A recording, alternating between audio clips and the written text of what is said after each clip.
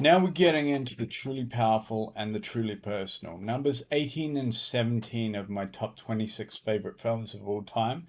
Yeah, I tried to create a top 20 and I couldn't do it. I needed the six more slots. But these are all films that have stayed with me. And I think you'll appreciate what they do really well. There's no also-rans on this list. They're all exceptional films for one reason or another. So first, Chasing Amy, number 18. Kevin Smith of Jane Silent Bob. Yeah, he's Silent Bob. I could talk for ages about Silent Bob, ironically, but this is his much more personal film. Outside of Mallrats, Silly Perfect, like a younger Mel Brooks meets Cheech and Chong, and even more personal and vulnerable than Clerks, which was a personal film, but he didn't pour his guts out in that one. It was still a comedy. Clerks was first, and he made it for a shockingly low budget with a very clever approach. He like maxed out his credit cards and sold his comic collection. That's what I heard. Then came Chasing Amy. I think Chasing Amy was before Mallrats.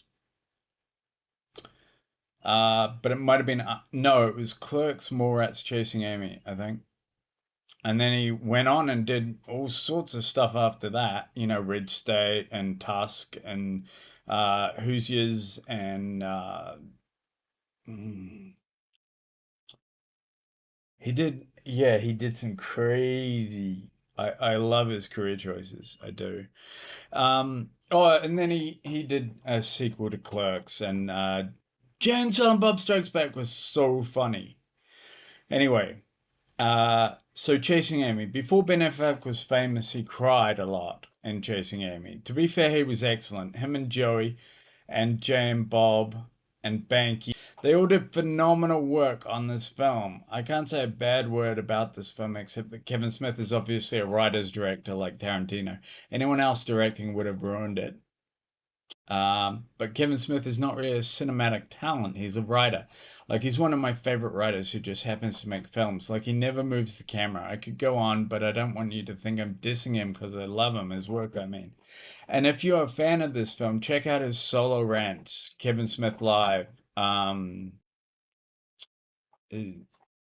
They've An Evening with Kevin Smith, I think it's called, and there's two of them at least.